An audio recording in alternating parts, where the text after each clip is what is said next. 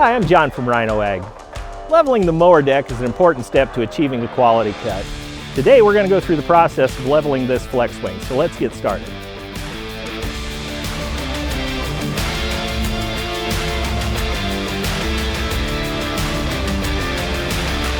All new mowers will need to be leveled prior to use, and used cutters will need to be leveled periodically as well. This is especially true when changing tractors, as drawbar height changes make a big difference in the levelness of the deck. When setting up a new cutter, it's best to use the tractor the cutter is to be paired with. If that can't happen, try to use a tractor that has a similar drawbar height. For this demonstration, we'll use the Rhino 4150 flex wing and our shop tractor. We already have the cutter attached and have found a level area to work. New mowers from the factory are adjusted for transport safety, so the skid shoes and tires rest firmly on the truck bed. This shipping configuration doesn't work for mowing operation, however. As you can see, the front of this cutter is very low. We've already charged the hydraulics with oil and rephased the cylinders. Raise the cutter, release the transport lock, and remove the cylinder stops. So we'll store the transport lock and we'll remove the cylinder stops, put them in the storage slot.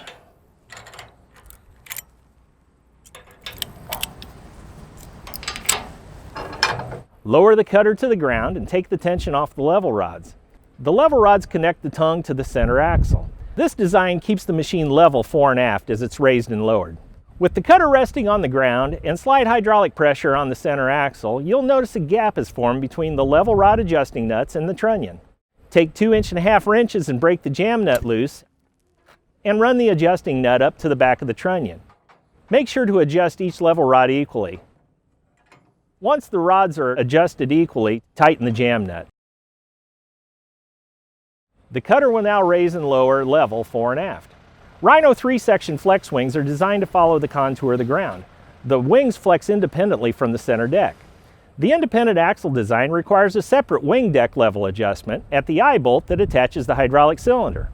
To adjust the wing, we would adjust this eye bolt. There's a jam nut on each side of it. We would loosen that up, and we'd let this eye bolt find its center and retighten while the cutter is sitting on the ground. This particular cutter doesn't need any adjustment, as we get that right from the factory very often, but it's worthy of checking.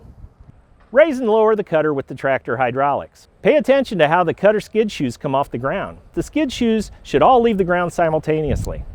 Once the cutter is adjusted, add hydraulic stops to the center cylinder to set the desired cut height, and now we're ready to go mow. Please refer to the operator's manual for this procedure. You can find current model operator manuals at rhinoag.com or contact your local Rhino dealer.